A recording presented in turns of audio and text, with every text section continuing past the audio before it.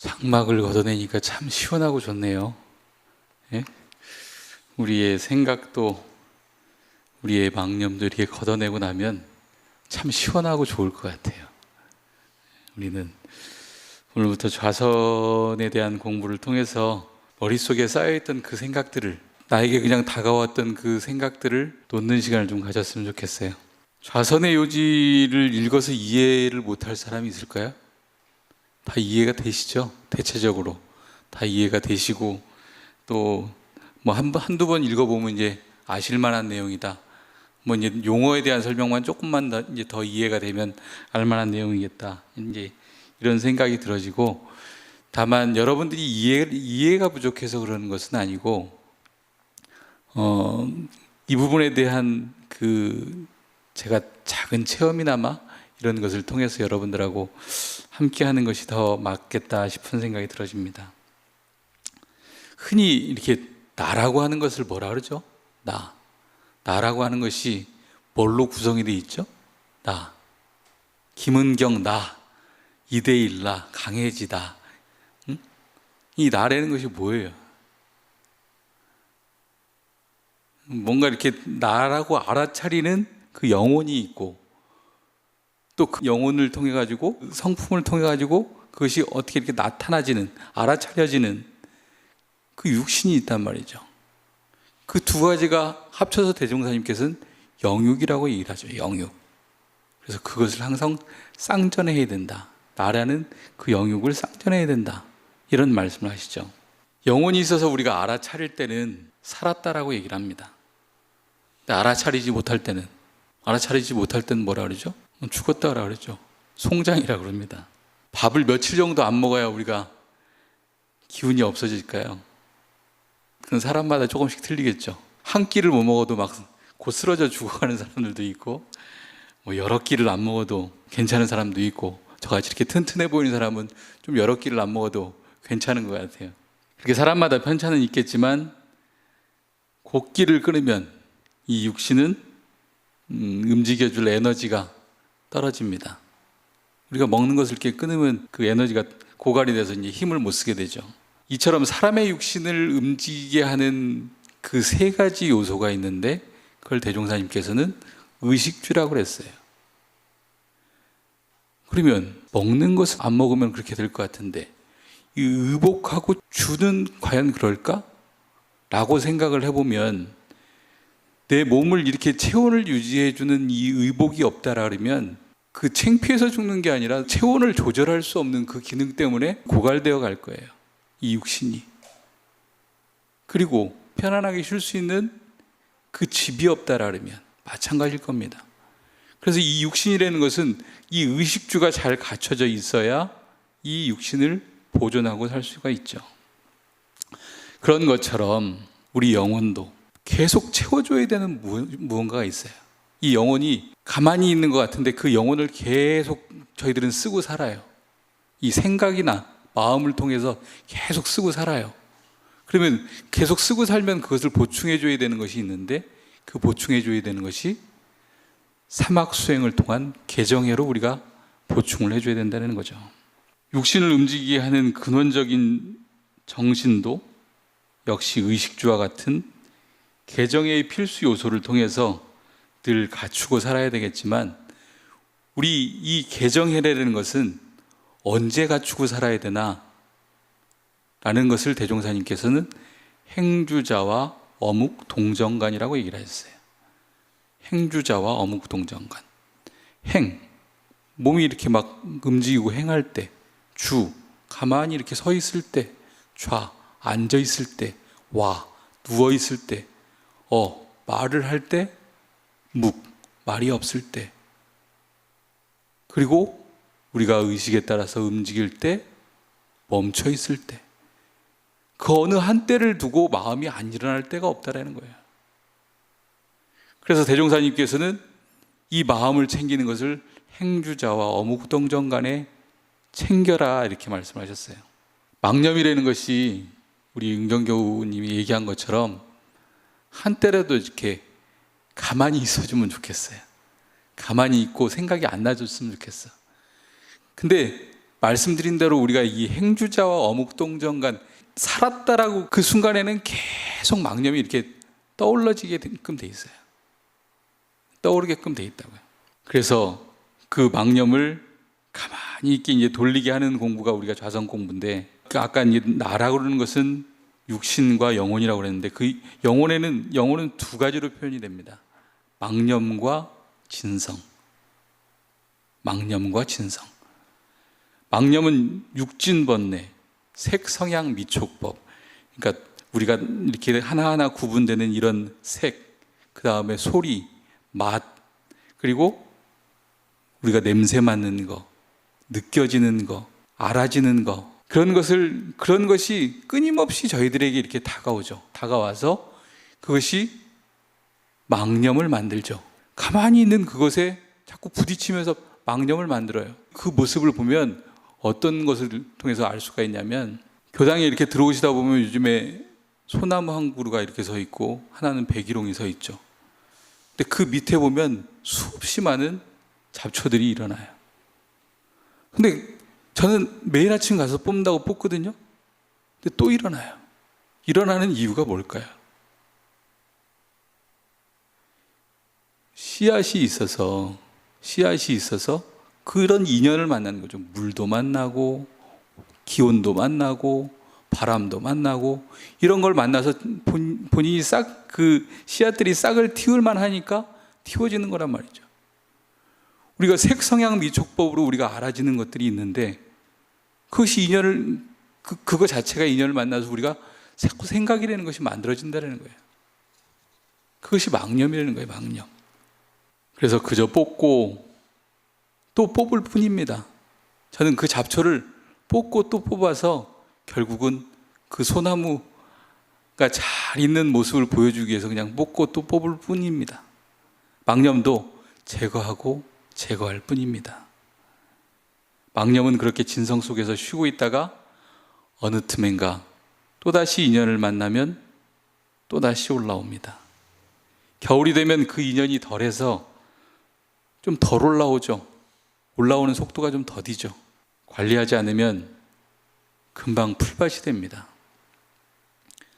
풀이 조금 더 자라서 뿌리가 튼튼해지면 오히려 뽑아내기도 쉽지 않습니다.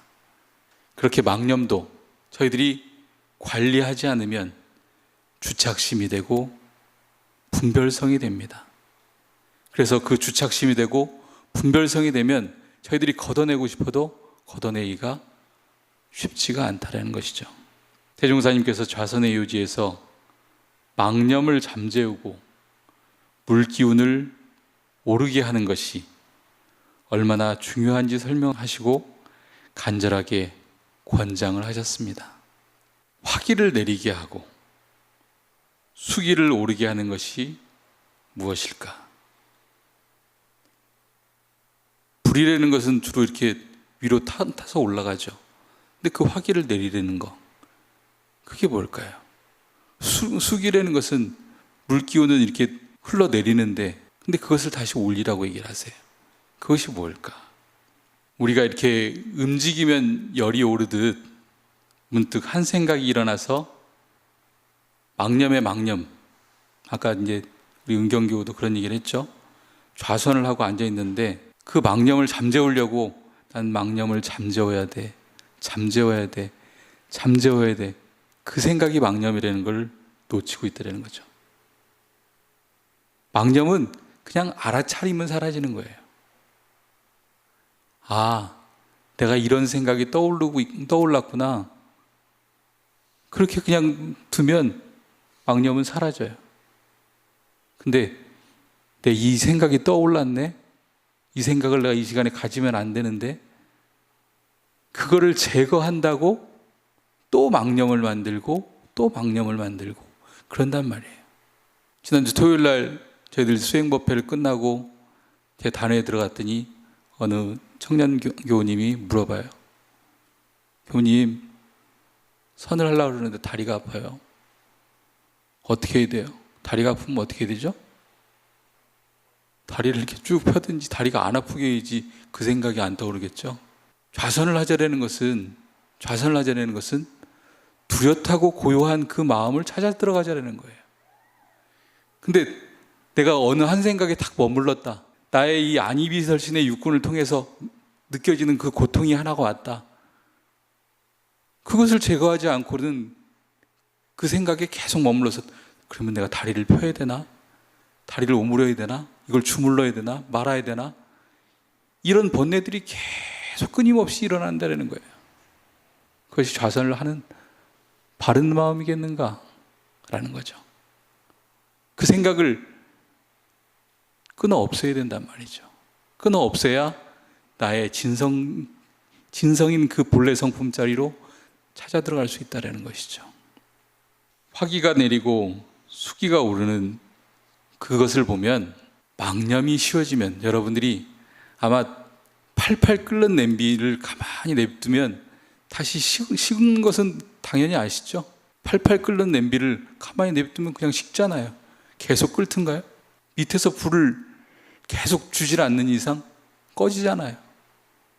그런 것처럼 화기를 바라지 않으면 그 수기가 그대로 생겨나는 겁니다. 그래서 그 차가운 기운이 뜨거운 기운을 이렇게 식혀주는 거예요. 그것이 망념이신즉 수기가 오른다는 말이 그 얘기인 거예요. 물이 막 거꾸로 치솟아 올라가고 그것은 모터를 동원하면 가능한 일이겠죠. 물을 잘 생각을 해보세요. 물을 끓이면 이것이 처음에 액체로 있던 것이 기체로 변해서 하늘에 저희들 눈에는 보이지 않습니다. 그대로 있죠. 그대로 있던 것이 결국은 뜨거운 기운을 만나면 그것이 다시 증발을 하든지 아니면 그것을 이렇게 덮는 기운으로, 그것이 계속되지 않을 때는 그 덮는 기운으로 수기가 그 뜨거운 기운을 이렇게 가라앉힙니다. 망념이 생긴다라는 거, 저희들이 여러 가지 번뇌가 생긴다라는 거, 그것을 가만히 냅두면 그렇게 차분히 가라앉습니다. 그건 수기가 오르기 때문에 사실은 그러는 거예요. 이것이 좌선의 요지인 식망현진이고 망념을 쉬고 진성이 드러난다라는 그 말씀이고, 수승화강, 물기운이 오르고 불기운을 내리게 하는 그 원리라고 얘기를 하십니다. 수기는 위에서 아래로 흐르는 것이기도 하지만 뜨거운 기운 밑으로 들어가면 화기를 더욱 돋구는 현상이 일어나기도 합니다. 여러분들 이렇게 불을 지필 때 밑에 기름을 넣어보세요. 그러면은 더 활활 타오르죠? 기름도 수예요.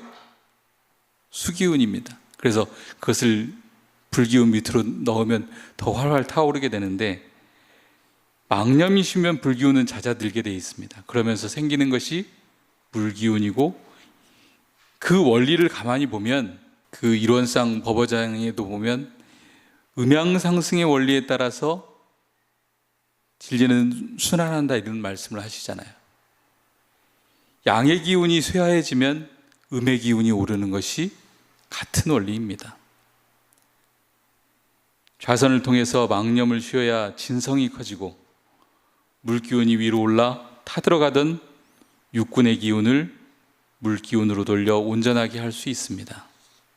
불은 그 성질이 위로 타오를 뿐입니다. 그렇지만 그 물기운은 말씀드린 대로 순환하는 이치가 있어요. 그 순환하는 이치가 몸속에서 다시 이렇게 순환을 시키기 때문에 건강상으로도 유지를 할 수가 있습니다. 좌선의 유지에 이런 말씀을 또 하셨죠. 만일 망념이 쉬지 아니한즉 불기운이 항상 위로 올라서 온몸에 수기를 태우고 정신의 광명을 덮을지니, 이런 말씀을 하십니다. 망념이 쉬지 않으면, 불기운이 위로 오르면 몸에 수기를 태우고 마음의 망념에 가리워서 무명이 된다는 것입니다. 육군을 사용하는 것은 먼저 생각을 하는 데서 이루어지므로 보고 듣고 말하는 것이 몸을 운전하는 데에 있는 것이다 라는 말씀을 합니다. 중생과 부처가 다른가요? 같은가요? 어떻게 같죠? 중생이나 부처나 광명은 똑같죠. 중생도 육진 번뇌를 만나면 그 망념이 생겨나는 것 똑같죠. 부처님도 똑같죠. 중생은 정신의 광명이 망념으로 덮여 있는 사람이고, 부처는 망념이 쉬워서 정신의 광명이 망념으로 덮여 있지 않은 사람을 부처라고 얘기를 합니다. 그러기에 우리는 망념을 쉬게 하는 공부를 지성으로 해야 됩니다. 행주자와 어묵 동정 간에 해야 됩니다. 챙기고 또 챙겨야 한다는 것입니다. 우리의 삶을 진급이 되고 은혜가 있는 일만 연구하려 해도, 여러분들이 잘하는 것을만을 연구하려 해도 수기를 태우게 하는 그 망념이 생겨요. 우리가 잘하는 것만을 열심히 하려고 해도 힘이 들어요. 그런데 못하는 것까지도, 저희들이 하지 말아야 되는 것까지도 하고 살면서 그 우리의 삶을 힘들게 합니다. 쓸데없는 망념을 끓이는 일들이 많다라는 것이죠. 그게 뭐 때문에 그럴까? 가만 생각해 보면 욕심이 납니다. 조금만 더, 조금만 더. 이런 욕심이 생겨요. 분별성이 생깁니다. 그냥 그대로를 바라보면 되는데, 오늘도 우리 부교무님이 애를 써가지고 좋은 책상을 하나 이렇게 구해가지고 왔어요. 책상을 구해갖고 왔는데 그게 교당에 적합하지가 않아요. 근데 그거를 제 스스로가 이렇게 보고 있으면서 마음이 뭐가 하나 올라와요. 말은 안 해요. 근데 그 눈치를 챈 것 같아요. 부교원이 그 얘기를 합니다. 교무님의 명언이 생각납니다. 애는 쓰는데 실이 없으면 애를 쓰는 것이 참 헛된 것이다. 여러 가지 많은 생각들을 하고 살아요. 많은 생각들을 하고 사는데 과연 그것이 나를 대종사님께서 이런 쌍서문에 말씀하신 대로 진급하게 하는 그 생각이냐, 나를 은혜롭게 만드는 그 생각이냐, 그리고 그런 활동이냐, 그것을 우리가 돌이켜 봤을 때 그렇지 못한 것은 저희들이 괜한 애를 쓰고 사는 거예요. 부교무님 얘기가 시작됐으니까 그냥 한마디만 더 할게요. 여러분들의 좋은 환경을 만들어 주려고 어렵게 땀을 뻘뻘 흘려가면서 책상을 하나 구해오고 오신 거예요. 정말 애를 썼죠. 근데 거기에 치수를 안 재가지고 갔어요. 그러니까 이거 갖고 왔는데 생각보다 큰 거예요. 결국은 거기에 지금 어떻게 써야 될지를 다시 또 연구를 해야 돼요.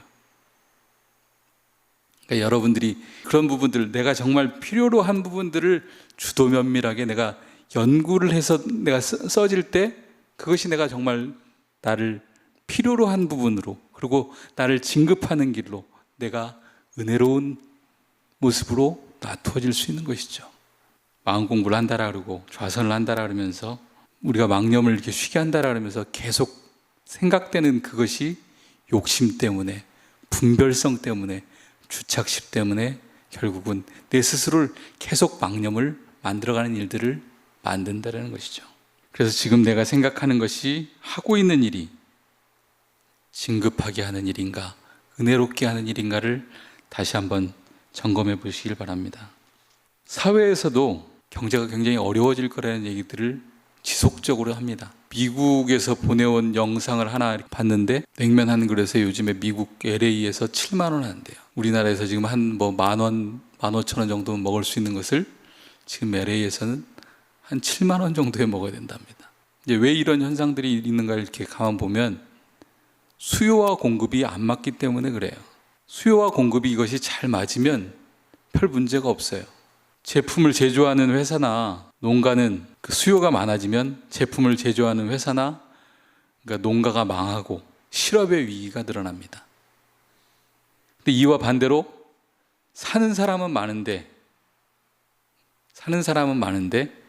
공급하는 양이 부족하면 일부 가진 사람의 독점이 되거나 사회의 혼란을 야기를 시킵니다.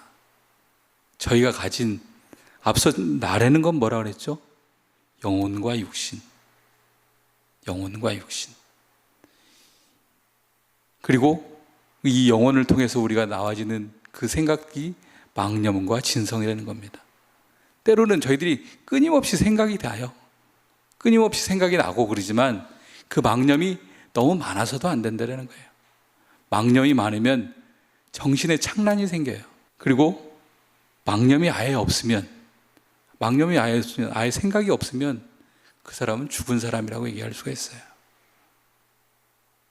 아예 생각이 떠오르지 않을 수는 없다는 거죠. 그렇지만 그 떠오르는 그 생각이 앞서 말씀드린 대로 우리를 진급하게 하는 길인가? 우리를 은혜롭게 만들게 하는 것인가?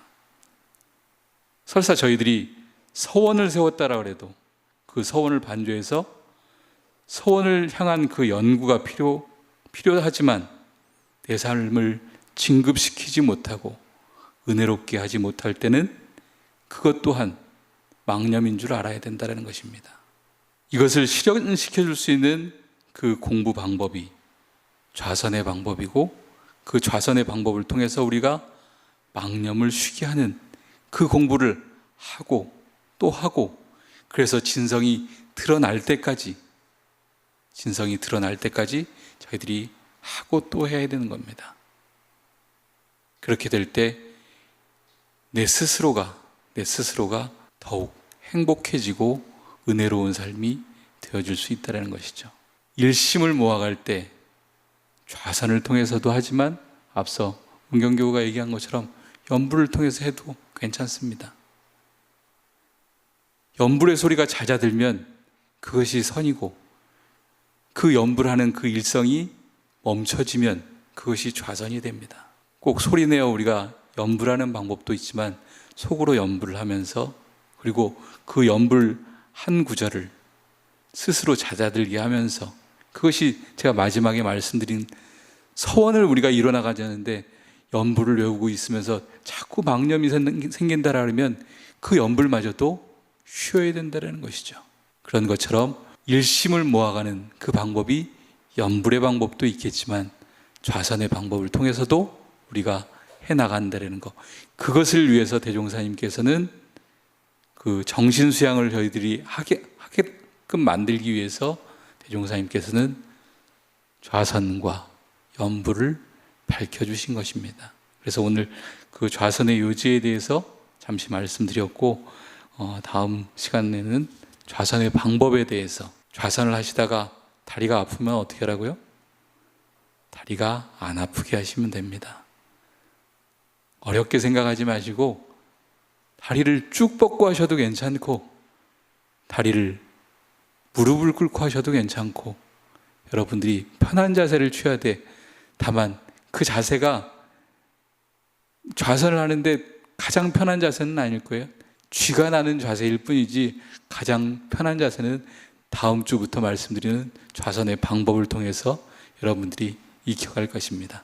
이상 마치겠습니다.